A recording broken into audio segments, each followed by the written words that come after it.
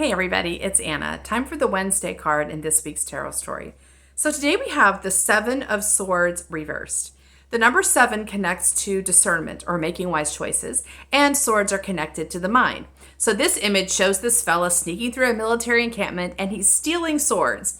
And basically he's discerning. He's making a choice of what swords he wants and which ones he's going to discard. And this connects to the mind's mastery in deciding which mindsets or tools or paradigms it's going to use and which ones are old, don't really belong to us, and are getting in our way. So the mind's cleaning out its toolkit here, right? So it's a good moment. It's a good moment for the mind because at this point the mind goes, oh, this is the life we are creating. Which of my tools support that? Which tools do I need to add to my arsenal so that I can better supply or take action on behalf of our purpose on the planet, right? So the mind is now partnering in an intentional way with intuition.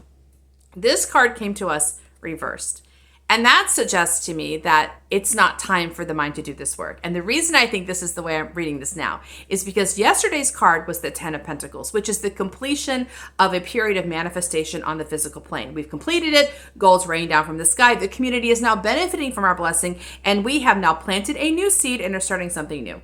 So, when you plant the seed, so the number one step in the tarot journey is planting the seed, which is all you do. All you do is go, yes, I'm willing to make room in my life for this. But there's no other action steps at that point. After the 1, you go to the 2, and the 2 is where the work is underground. The seed is now germinating in the ground, and we're just hanging out waiting for that process to complete.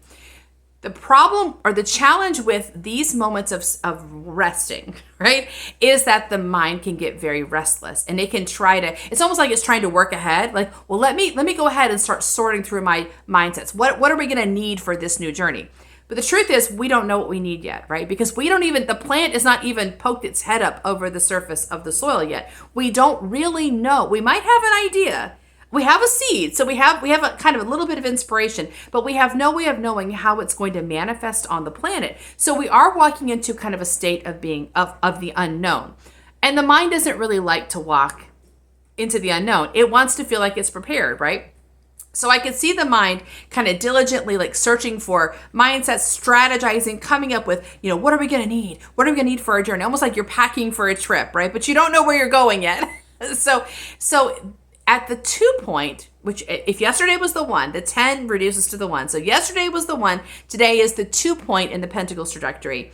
There's nothing for the mind to do but sort of rest and to trust itself. When the time comes that you do need to pack a bag, you're going to be able to do it, right? But right now, there's nothing to do. Try to help the mind learn to rest. In the intervals where we are called to rest, we want to help the mind get better at that.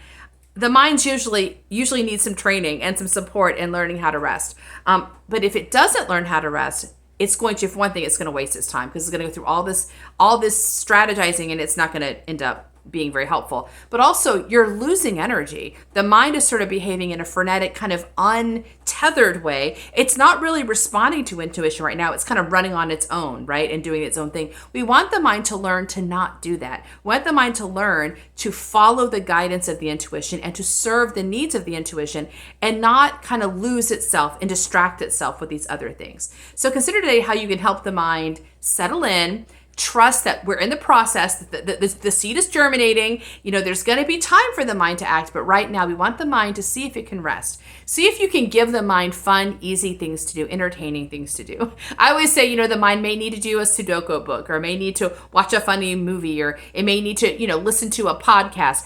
It's basically giving the mind things to occupy it, recreational things. We're not trying to be productive here. We're just trying to let the mind enjoy itself, have a rest, so that when it's time to act again, it'll be ready.